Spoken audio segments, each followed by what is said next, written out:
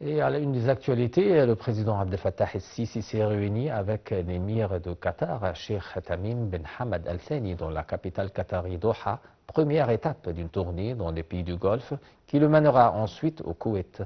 Les deux leaders ont examiné les derniers développements survenus dans la région. Ils ont également abordé le plan égyptien pour la reconstruction de la bande de Gaza. Au cours de cette visite, le président el-Sisi doit également s'entretenir avec les représentants du monde des affaires qatari pour discuter de la coopération économique et de l'investissement en Égypte. Après le Qatar, le président el-Sisi se rendra au Koweït pour rencontrer l'émir du Koweït, Sheikh Mash'al Ahmad Al-Gaber Al-Sabah, le prince héritier, Sheikh Sabah Khalid Al-Ahmad Sabah, et le vice-premier ministre, ministre de l'Intérieur et ministre par intérim du Conseil des ministres, Sheikh Fahd Youssef Saoud Al-Sabah.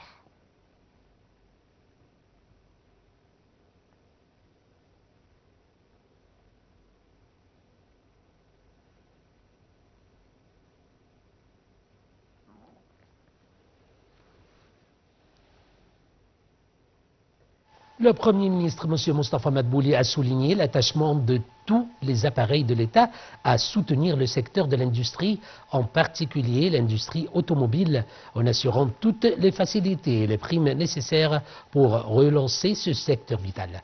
M. Madbouli s'exprimait lors d'une rencontre avec les responsables de Mansour Auto pour examiner les plans de la construction de leur nouvelle usine dans la nouvelle cité d'Octobre et du lancement de la production. M. Madbouli a d'autre part indiqué que le secteur de la construction automobile s'empare de l'intérêt et du soutien de la direction politique afin de localiser cette importante industrie en Égypte. M. Madbouli a d'autre part loué les efforts du groupe visant à réaliser les objectifs de la construction automobile en Égypte et à accroître le volume de leur investissement dans le marché.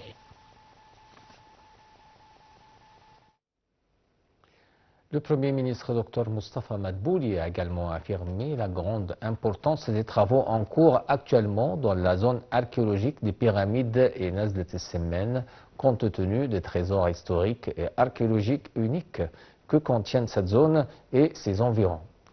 M. Madbouli s'exprimait lors d'une réunion tenue pour suivre la situation exécutive des travaux dans la zone archéologique et les plans de revivre la zone de Nazlet el-Semmen comme une destination touristique. Le Premier ministre a exhorté d'unifier les efforts de divers ministères et appareils désignés pour assurer le succès du fonctionnement expérimental, offrir une expérience touristique unique aux visiteurs de la région et la rendre plus facile et plus agréable. Le commandant des forces navales, l'amiral Ashraf Atwa, a rencontré l'amiral Dimitros Katras, chef d'état-major général des forces navales grecques, et la délégation qui l'accompagne lors de sa visite officielle au commandement des forces navales à Alexandrie. Lors de la rencontre, ils ont discuté des moyens de renforcer la coopération maritime entre les deux pays dans la prochaine période.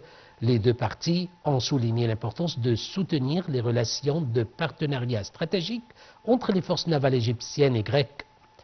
Dans le même contexte, la délégation a effectué une tournée d'inspection dans plusieurs unités des forces navales pour s'informer sur les derniers systèmes d'entraînement et d'armement appliqués par les forces navales récemment. La délégation a également visité la compagnie de l'arsenal d'Alexandrie. L'Égypte a condamné le raid israélien contre l'hôpital El-Ahli à Gaza, le jugeant une flagrante violation du droit humanitaire international et des résolutions internationales. Dans un communiqué du ministère des Affaires étrangères, l'Égypte a appelé à mettre fin immédiatement aux agressions israéliennes contre la bande de Gaza et a autorisé l'acheminement des aides humanitaires aux Palestiniens dans le secteur qui connaît une énorme catastrophe humanitaire. L'Égypte a également appelé la communauté internationale à assumer ses responsabilités et intervenir immédiatement pour stopper les sévères agressions israéliennes dans la bande de Gaza.